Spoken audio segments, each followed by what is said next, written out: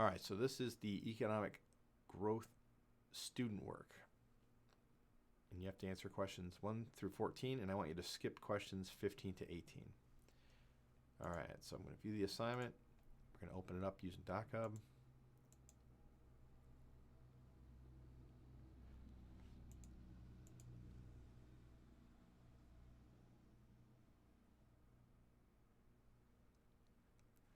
All right, question 1 here. What is the difference between absolute real economic growth and per capita? So that was the very first thing that I talked about in my presentation, which is right here, slide 4. So absolute real economic growth is an increase in real GDP, where per capita real economic growth is an increase in per capita real GDP. And they're both in one period. It might not seem like a lot of difference, but it's a huge difference, okay? Absolute real economic growth is just, it's a number like $19 trillion for the United States. If you take per capita, though, you take that $19 trillion and then you divide that by the 320 some million Americans that live in the country, and you get like, I think it's $55,000 per person. So it's quite a difference, okay? So you can copy this right here. Copy. Paste your answer in here. Oops.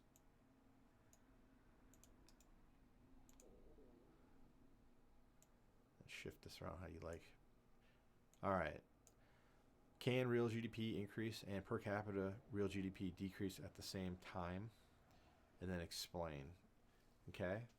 Well, what you're asking, or what's being asked here, is two very different things. But so the answer would be like, if population is growing at a faster rate than your real GDP is increasing, then per capita real GDP can decrease. And that's what's going on in like places like China, India, and Indonesia, which is that they do have real GDP increases. I mean, it's in the double percent. It's 10, 12%, which is way more than the United States, which is at like 2%.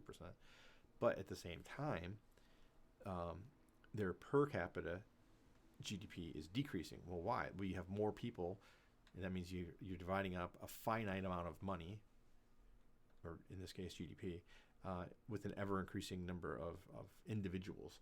So if population is growing,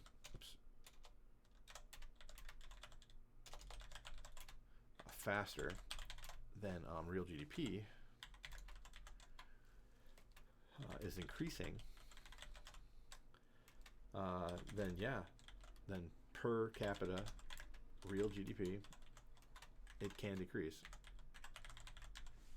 The opposite of this can happen too.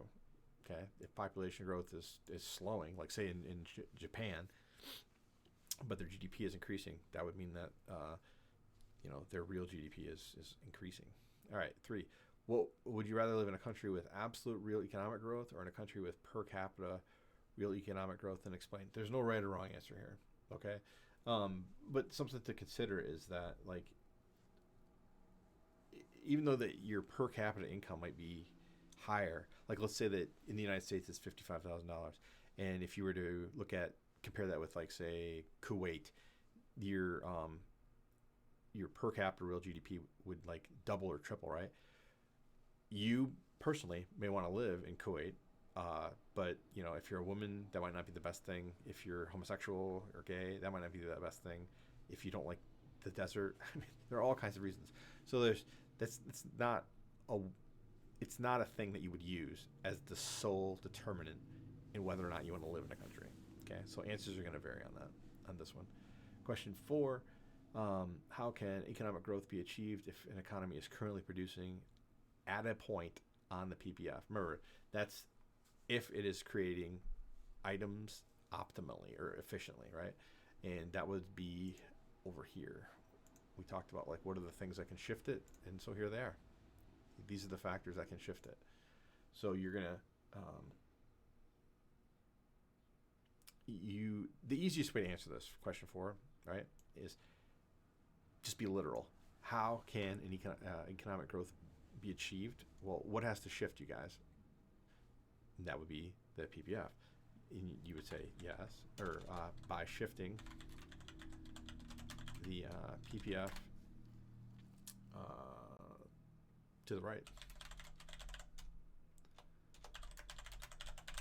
And the things that would shift it to the right, you could list them here if you want. I'm not going to make you do that, but if you were to, an increase in natural resources, an increase in labor, capital, human capital, technological advances, or incentives, all of those things will cause it to shift to the right. All right, this is the rule of 70. Very simple to do. Why does this say 70 and then the presentation says 72? There are variations on the number of 70. It could be 72, 74, 76. It kind of depends on the interest rate and then how specific you want the answer to be. So in this case, we're going to go with 70. So if the annual growth rate of per capita real GDP is 1%, your standard of living would double in how many years? So remember, it's 72, or in this case, it's 70. 70 divided by right here. So this is the rule of 72, but they want us to use the rule of 70 in this instead. So 70 divided by 1, well, hopefully you know the answer to that is 70. Okay, and then we would do the same thing here. 70 divided by 2, so what's that going to be? That would be 35, right? And then we've got 70 divided by 5, so that would be 14. And then we have 70 divided by 7, and that would be 10. So that's how many years it would take.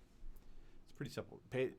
It's called the rule of 72, and it is a thing, but the numbers can change. So make sure that you're looking at what the question's asking you, because it doesn't say 72 here. It says 70. All right, now we're looking at the factors that can shift our PPF to the right, our economy to the right. And those are the things that I listed right here. So we've got natural resources.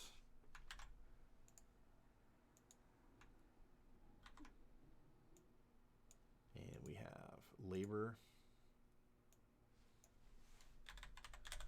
capital,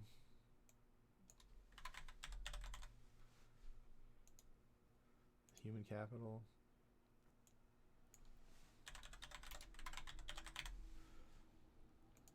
technological advancement,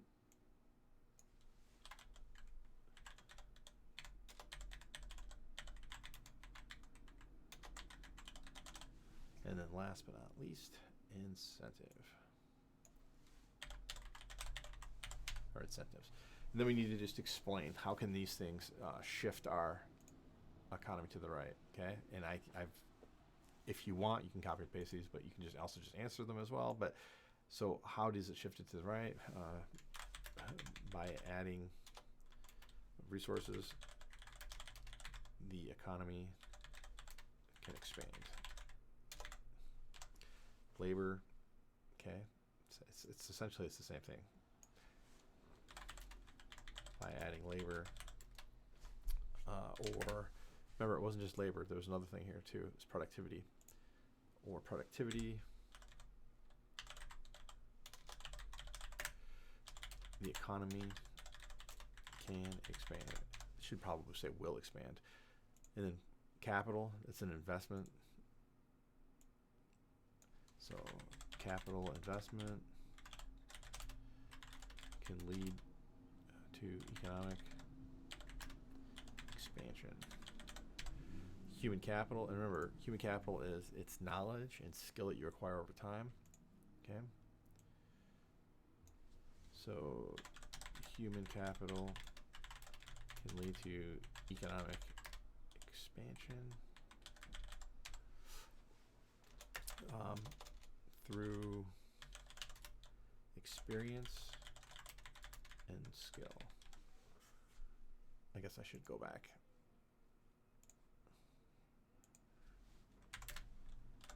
By increasing productivity. Okay. Then we've got technological advancement, and we would go with, okay. So we say technological advancement can lead to economic expansion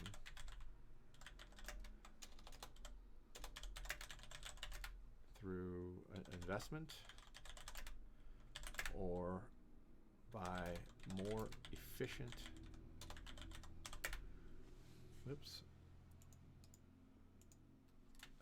use of resources. incentives. So incentives such as profit can lead to economic expansion. All right. 15. If you could rule the United States for a day, what change would you make to ensure future economic? Remember, I told you don't have to answer specifically questions 15 through 18. So you can skip this question, you can skip 16, you can skip 17, and you're not expected to do 18, 19, or 20. Okay? So there you go. Turn it in. Remember, click this, go to Drive, click. Okay. Come back here. Remember, it hasn't been changed yet. Refresh the page. Click it. There it is. Remember, if that doesn't work for you, you can also click download. Pops up right here. You click add. Click file. Drag it into place. Click upload.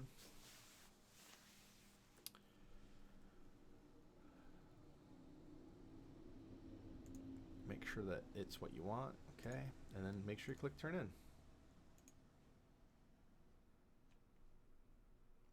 All right. Once you've done that, if you look, the only thing that's left for chapter 12 at that point would be the test. Okay. Now this test is different than your other tests because this isn't a multiple choice test. I would recommend that if you can, I would print this off.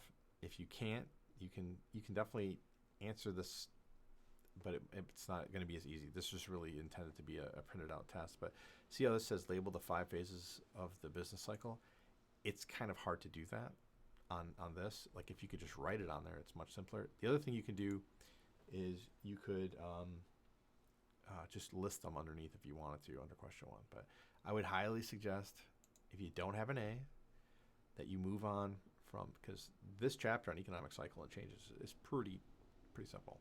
Do this, and you know if you score 100%, your grade will go up. If you have a C to a B, I mean, this is definitely worth doing, because if you can get an 85, like 80% or more on your test, your grade will go up. You want it to go up to at least A-, then you're good. So that's where we're at with that, you guys. Thanks.